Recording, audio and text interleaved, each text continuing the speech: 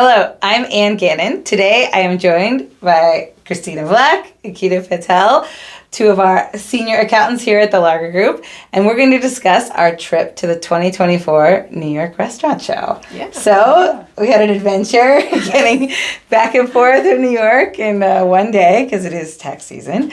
But overall, it was really cool, trip. right? Yeah, absolutely. It was your first trips to the show. Yes. So what was your overall, I guess, opinion of going to the New York show for the first time? I think it was very, very informative for anybody who is in the restaurant industry because they had a bunch of vendors from software POS to packaging to products, the new stuff that's coming up in the 2024 to look out for. So it's a pretty cool experience to see it on the other side of the industry. Yes. And I mean, I think for those of us who've been around for a while, especially the independents, we, sort of always got used to going to the New York show. And then obviously COVID happened. I remember being at the show in 2020 as the world was ending. So to me, it was great to see it back. The energy, how many people were there. Christina, what did you think about the size of the show? It was massive. Like there were just rows and rows of vendors. Some had snacks for us. Some were educational, especially with the softwares, like Ankita had said, but also just like paper and packaging and like the small wares and everything like that they had. Interchangeable. It was crazy. Yeah.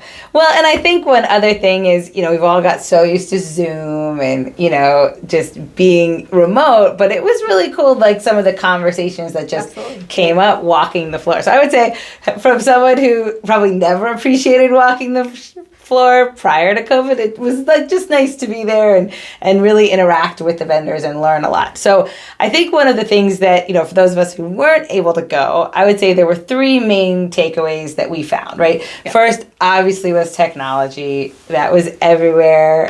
But Christina, talk about the one really cool technology that we saw. So there's this one startup. It's called Tave. They basically work with larger corporations and they cut the commercial time. So they give you, I believe it was about 20% of the slot for every commercial time to post your specials, things that you have.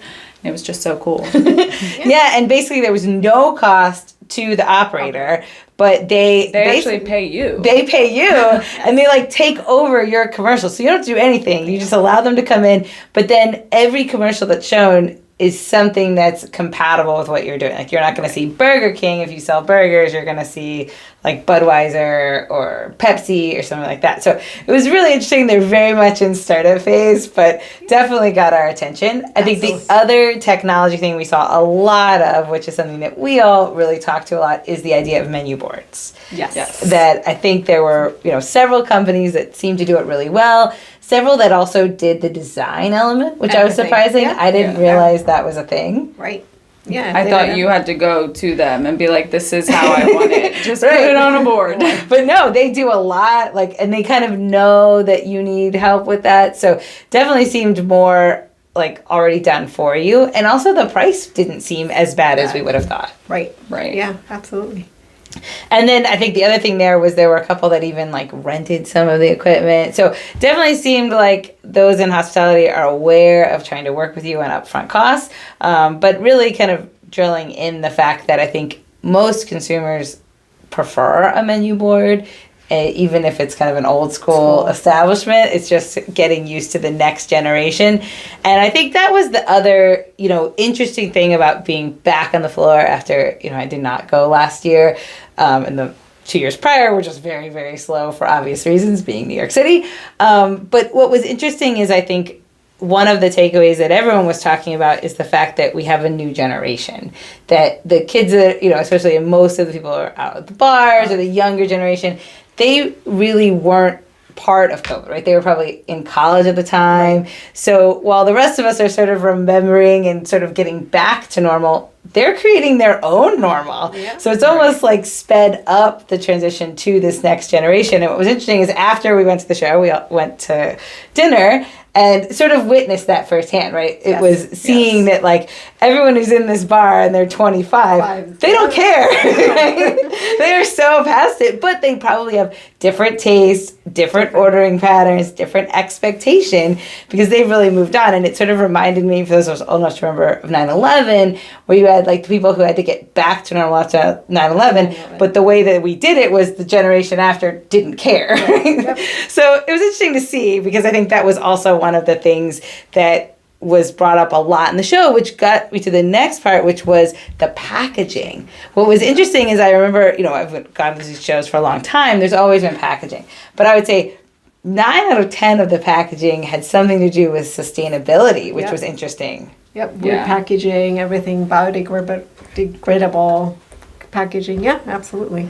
And even the one we saw for the catering, where it was like all wood, Yeah. which was really cool, but also affordable. Like I think Yes. they're also realizing that you want to do sustainable packaging. Your customers are probably demanding sustainable packaging, but they're trying to keep the cost down. Yeah, Absolutely. and I also liked they showed like different ways that you can use the wood for like catering. It had like a little Easter one Yeah. or just like regular cookies and everything. Right. Yeah. Yeah. And that's, I think, thinking about as we talk about this next generation, probably being more and more of your customer base, they like the visual appearance. They like there being a reason for everything. It's not just like, here's a plastic dish, right? But they want it to be very nice. Very presentable. Yes. Yes. So yeah, lots of paper, lots of, biodegradable. One was made out of like sugar cane. Yeah, sugar cane. Yes. But it looked like plastic. So, again, if you're not thinking about this, I mean, this is one of the main reasons why I think as people in hospitality, we should always be educating ourselves, always looking for what's new, what are people doing, because it's coming from somewhere. And I think one of the big things we saw is it's probably coming from the consumers and now getting offered to you. So if you're an independent, it's something that we have to do ourselves, right? No one's going to come in and say, oh, you should switch all of your, to-go packaging to biodegradable. But probably some of your customers are starting to want that. Right. Right. So by being at a show, by interacting, right, not just being on Zoom, I think you're able to have some of those conversations and see that some of these things are not so far away from something that you could do. And even like being there in person, like you got to touch them and like feel Yeah. them and see like how sturdy they were and everything like that. Yeah, and they really were. It was very nice. Yeah. Okay, and then I think the third element, right? So we had our technology, the AI was everywhere. There was one that like the AI would like answer your phones. I mean, Right. very, very interesting. Then we had our paper product, our sustainability, the green. I think that was, really important and definitely an element. And then I think the third was the idea of helping you to offer things that you maybe couldn't do 10 years ago. So you had like your almost compartmentalized pizza guy where the pizza was amazing. It So tasted good. like So brick good, oven yes. pizza, but it was from like almost something that looked like a microwave. Tabletop oven, yes. And then you had the roll lady who Yeah. like ships you rolls, but they like taste like you have a bakery, but yes. they're They not. were so good too. So Yeah, good they're so and good. affordable. Yes. And then you had the ice cream, Yes. right? And the waffle. And waffles. The waffle Yes, the maker. waffle.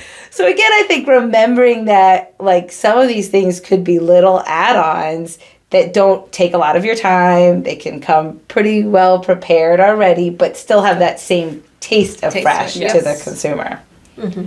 Yeah, and I think even people thinking about oh, I don't know if I really need to do anything on ice cream, let's say, I just already offer ice cream. I think it's, again, remembering you have a new generation that doesn't want just ice cream. They want gelato. Gelato, Right? yeah.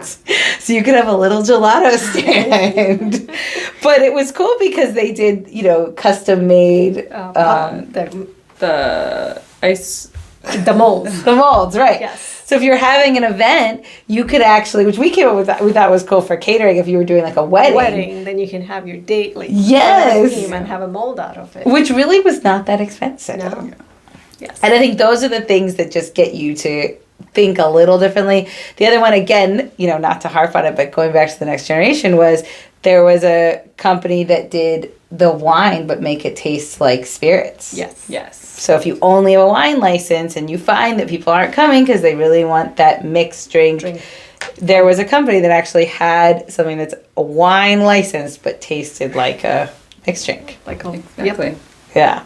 So I guess, those are some of the big takeaways for me. I think now having gone, right, now that in looking at sort of the next few months, where do you think people should focus their attention? I feel like the AI technology is big. You don't want to miss that phone call for a customer calling you. So AI is the next generation, I feel like. And you don't want to rely on like your hourly staff that could get the information wrong. Yeah. Yes. Yeah. And that's where I think, again, kind of transitioning, we're 4 years post-COVID, which is kind of hard to believe. It seemed like there was less of a conversation of a bad labor force, or I think people were just like, well, you have a robot who's not going to deliver your food, and you have an AI who's going to answer your phone. So we're just moving on. Right? We've let that go. Yeah, but the robot was pretty cool. Yeah, it's Yes. pretty cool. I hadn't seen it before, so I thought that was really interesting. Yeah. So, reach out to us if you have any questions. We got all of this information. And, hopefully as we continue to talk to people, we'll bring up, some of these things. But I think it's really thinking about, obviously you can't do all of this at once.